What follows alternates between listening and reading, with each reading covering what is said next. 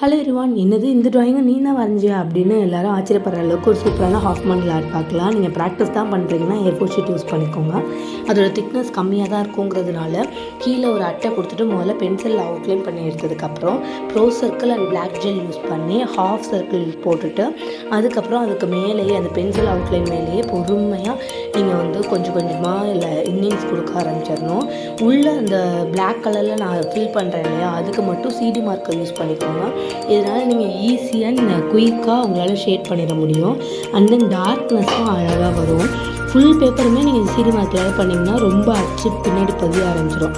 So ஃபுல்லாகவே gel pen மட்டுமே use பண்ணிக்கோங்க. நெக்ஸ்ட் அந்த குட்டி குட்டி சர்க்கிளுக்கு ப்ரோ சர்க்கிளில் number 1 and number 3 size use பண்ணி ஃபுல்லாகவே இந்த மாதிரி சர்க்கிள் போட்டு எடுத்துகிட்டு மொத்தமாக அவுட்லைன் கொடுத்து எடுத்துக்கோங்க.